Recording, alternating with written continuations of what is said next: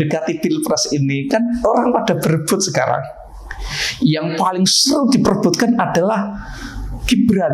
Tidak hanya yang lebih spesifik lagi Gus Dur. Gus Dur itu juga diperebutkan. Semua akan mengklaim, merasa yang benar dan merasa yang berhak. Tapi tentu kita bisa, hati nurani kita, kearifan kita bisa menguji mana sih sebenarnya yang tulus. Ini hanya opini arus bawah, opini dari masyarakat kebanyakan. Opini hanyalah sudut pandang. Assalamualaikum warahmatullahi wabarakatuh. Salam sejahtera untuk kita semua. Dalam opini arus bawah ini, saya akan mengawali dengan sebuah cerita, sebuah kisah yang ini insya Allah sudah sangat familiar, sangat populer di kalangan umat Islam dan juga umat-umat di luar Islam. Yakni cerita bagaimana Nabi Sulaiman mengadili, membuat keputusan yang sangat bijaksana, yang sangat adil ketika menghadapi dua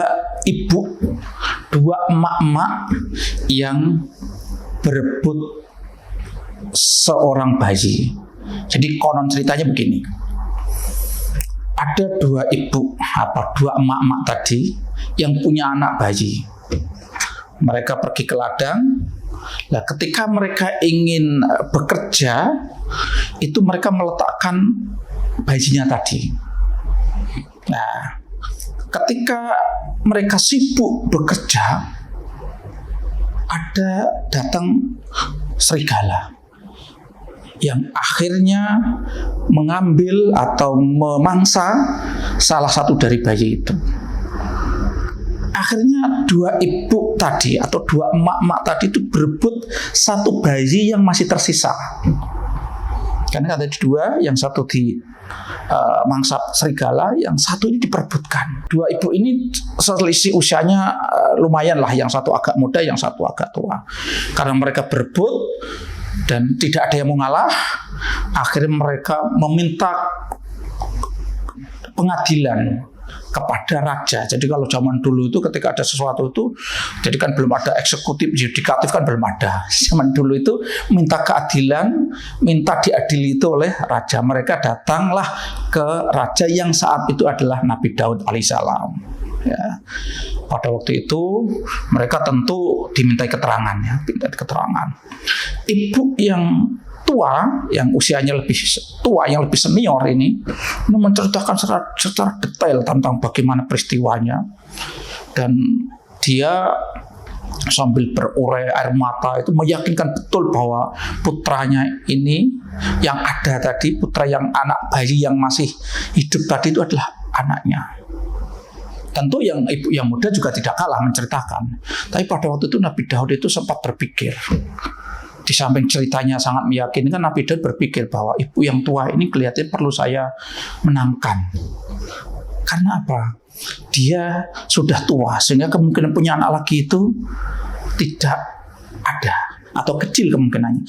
Nah, sementara yang ibu yang muda ini kan kemungkinan punya tambahan putra itu kan ada, sehingga Nabi Daud hampir saja memenangkan yang tua. Tapi konon ceritanya keputusan itu belum diambil, datanglah Nabi Sulaiman yang notabene adalah putranya Nabi Daud yang nanti akan menjadi penerus. Akhirnya Nabi Daud minta pertimbangan atau minta pendapat putranya. Setelah tahu ceritanya, ya, rentetan ceritanya diceritakan ulang, Nabi Sulaiman akhirnya membuat sebuah keputusan, ya, yang banyak mengagetkan banyak orang. Karena pada waktu Nabi Sulaiman langsung mengambil pedang dan dia akan membelah bayi itu menjadi dua. Karena Nabi Sulaiman mengatakan, daripada berebut tidak selesai-selesai, agar adil, yang lebih baik bayi ini dibagi dua, ya, diberikan kepada kedua emak-emak tadi. Tentu ini mengagetkan banyak orang, tapi ada yang gembira. Emak-emak yang tua itu gembira sekali dia. Dia senang bahwa ini adalah keputusan yang adil. Tapi sebaliknya ibu yang muda itu justru dia bersedih, dia menangis, dan dia mengatakan tidak tega kalau bayi yang dia yakini bayinya itu akan dibagi dua. Dia mengatakan daripada bayi saya dibagi dua lebih baik saya ngalah. Berikanlah bayi itu untuk emak-emak yang tua tadi, meskipun saya meyakini itu anak saya. Dari sini justru ada keputusan yang di luar dugaan. Nabi Sulaiman akhirnya, tentu ini tuntunan dari Allah ya, ini tentu strategi, sebuah kearifan yang itu dimiliki oleh seorang nabi yang bernama Nabi Sulaiman tadi. Nabi Sulaiman justru berpikir bahwa dia akhirnya menyimpulkan bahwa justru ibu yang betul-betul ibunya itu yang muda. Karena apa? Seorang ibu tentu tidak akan tega membiarkan anaknya dibelah jadi dua, yang artinya meninggal. Jadi sama-sama dua-duanya tidak dapat. Sementara ibu yang emak-emak yang tua tadi, dia gembira, itu menunjukkan apa? Tidak ada ikatan hati, tidak ada ikatan batin. Disinilah akhirnya keputusan diambil bahwa Nabi Sulaiman memutuskan bahwa anak yang hidup itu adalah, bayi yang hidup itu adalah milik ibu yang muda. Dan ini diabadikan dalam sebuah sejarah, dan ini menjadi pelajaran. Nah, kenapa saya mengawali cerita ini? Sekarang ini kita mendekati Pilpres ini, kan orang pada berebut sekarang. Yang paling seru diperebutkan adalah Gibran sekarang saat ini. Jokowi yang ya alhamdulillah ya, kita punya pemimpin seperti Jokowi yang mampu memimpin dari Solo, setelah itu meneruskan jadi gubernur DKI, setelah itu jadi presiden 2 periode. Itu memang Jokowi terbukti sebagai pemimpin yang baik. Dia telah bekerja keras untuk rakyat, sehingga Jokowi dicintai, memuaskan masyarakat Indonesia yang dipimpinnya. Sehingga ketika di survei itu hasil kepuasan masyarakat itu 80% lebih. Sehingga ketika mendekati Pilpres, beberapa pengamat mengatakan faktor Jokowi ini sangat dominan. Siapapun yang didukung Jokowi, itu kemungkinan menangnya itu besar. Maka dari itu Jokowi sekarang diperebutkan. Yang kayaknya ngotot berebut habis-habisan itu adalah Prabowo kelihatannya. Strateginya kan macam-macam, dari memasang foto kedekatannya dengan Jokowi, cerita bahwa dirinya sekarang menjadi pengagum Jokowi, dan seterusnya. Dan yang terakhir dia ngotot ingin mengajak Gibran menjadi wakil atau calon wakil presiden. Karena kelihatannya kalkulasinya itu dia akan menang gitu loh. Bahkan yang aneh gitu ya, tokoh-tokoh Partai Gelora yang sekarang juga bergabung dengan koalisinya, nah, Prabowo mengatakan koalisi. Dan nyebut Prabowo itu cuma amati aja, kalau pas nyebut koalisi menjadikan koalisi gitu ya. Jadi Gelora, Partai Gelora yang di situ tokoh-tokohnya itu adalah alumni PKS yang dulu begitu garang, begitu kritis mengkritisi Jokowi, menyerang Jokowi. Salah satunya ada Fachri Hamzah. Itu sekarang menjadi orang yang sangat getol menginginkan Gibran menjadi wakil presidennya Prabowo. Sampai sudah membuat pamflet dan disebarkan bahwa foto di situ Prabowo dengan Gibran. Nah, ini ngotot sekali. Nah, PDI sebagai rumah lamanya Jokowi, keluarga lamanya Jokowi, dan juga Gibran, karena Gibran juga bergabung di situ, kelihatannya ya sekarang menjadi orang yang merasa terdolimi. Akhirnya kemarin mengumumkan Pak Mahfud menjadi wakilnya Ganjar itu pas saat Jokowi di luar negeri, dan konon itu memang diambil keputusan itu ya karena ya sedikit agak kecewa karena kelihatannya Gibran dan Jokowi juga kelihatannya ada beberapa indikasi membiarkan langkah-langkah Prabowo itu. Perebutan ini tidak hanya memperebutkan Gibran di internal NU. NU itu kan menjadi ormas yang masanya sangat besar, dan setiap event-event pemilihan khususnya Pilpres ini masih diperebutkan. Nah, sekarang juga diperebutkan, maka sekarang sudah ada calon kan yang memperebutkan, dua-duanya memperebutkan kan. Di satu masang Pak Mahfud itu juga harapannya diidentikan dengan NU, yang satu Caimin itu juga. Nah, dua-duanya saya katakan dua-duanya orang NU. Pak Mahfud maupun Caimin harus dikatakan lahir sudah jadi NU, dua-duanya orang NU. Tapi kan sekarang klaim-klaiman mana yang selama ini berbuat banyak untuk orang NU kan? Tidak hanya NU, yang lebih spesifik lagi Gus Dur. Gus Dur itu juga diperebutkan.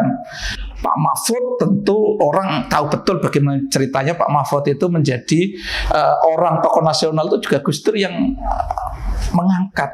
Seakan-akan Pak Mahfud itu adalah mutiara yang melejitnya, melambungnya itu ya Gus Dur.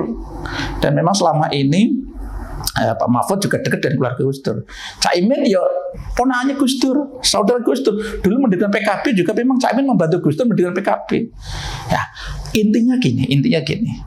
Semua akan mengklaim, merasa yang benar dan merasa yang berhak. Tapi tentu kita bisa, hati nurani kita, kearifan kita bisa menguji mana sih sebenarnya yang tulus.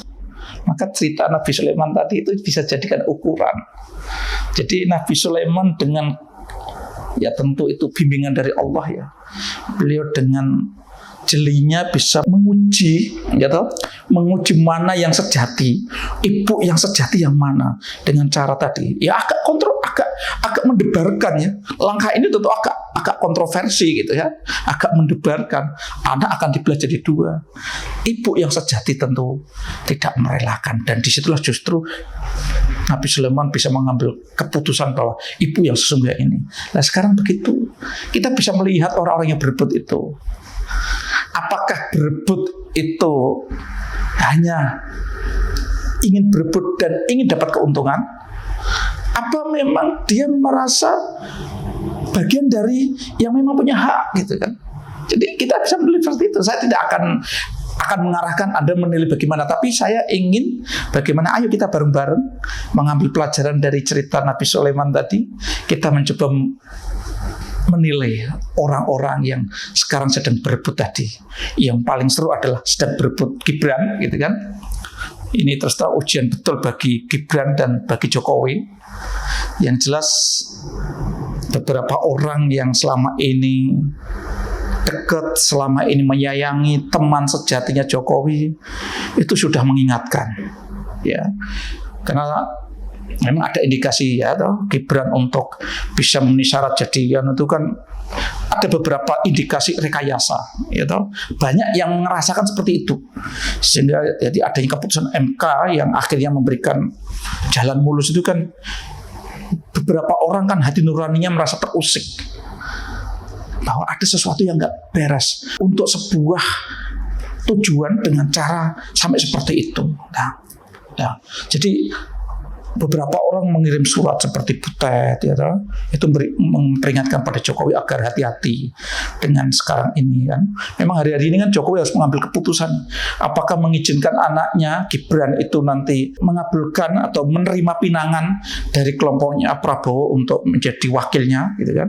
Gibran sendiri juga teruji, apakah dia sekarang ini memang dia sekarang seperti gadis cantik yang diperebutkan, apakah dia akan bertahan, akan mempertahankan kesetiaan dengan pasangan yang lama gitu kan, keluarga lamanya, apakah dia tergoda dengan iming-iming yang menggiurkan dari orang yang saat ini sedang memperebutkan ini.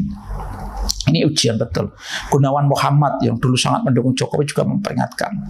Tapi intinya kita sekarang dengan tadi merujuk, dengan mengambil pelajaran dari cerita Nabi Sulaiman tadi, kita akan lebih mudah mengurai, menganalisa dalam perebutan ini kira-kira mana sih yang memang orang yang mempertahankan hak karena merasa punya hak untuk mempertahankan, dan mana yang sedang ingin memperebutkan hanya sekedar untuk tujuan jangka pendek, yaitu menang pilpres. Setelah menang pilpres ya kita nggak tahu apakah masih terbangun kesetiaan, masih terbangun kebersamaan, kita nggak tahu. Apa setelah nanti menang terus dicampakkan, karena memang hakikatnya memang tidak sepemikiran.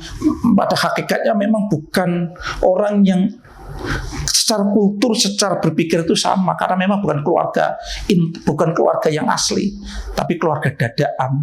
Sekarang kan ada istilahnya itu mendadak ya. Begitu NU dianggap menguntungkan, orang mengatakan mendadak NU, gitu kan. Sekarang orang yang dulu tidak suka dengan Jokowi sekarang mendadak pro Jokowi. Sekarang kan begitu, banyak yang orang itu dengan mudahnya berubah demi apa? Demi kepentingan sesaat. Kita sekarang juga heran bagaimana PKS itu sekarang menjadi sangat NU. Gara-gara apa? PKS yang mendukung Anies berpasangan dengan Muhaimin. Demi kepentingan mendapatkan suara dari NU, PKS pun harus kelihatan sangat NU gitu. Meskipun beberapa orang PKS memang ada yang memang aslinya ada NU, ada gitu. Sampai lagu Subhanul Waton atau Yalal Waton aja menggema di acara PKS. Ya semuanya itu bisa dinilai lah. Jadi hati nurani kita tentu akan bisa menilai mana yang ini sedang memperebutkan dan mana yang sedang mempertahankan. Mari kita amati bersama-sama. Perjalanan ini masih panjang. Yang jelas catatan-catatan beberapa waktu ini, pilihan-pilihan yang akan diambil para tokoh yang sekarang sedang berebut dan diperebutkan itu akan menjadi catatan sejarah, dan itu tidak akan hilang sampai selamanya nanti. Kita hanya menerka-nerka, hanya Allah yang tahu. Wallahu a'lam bishawab. Assalamualaikum warahmatullahi wabarakatuh.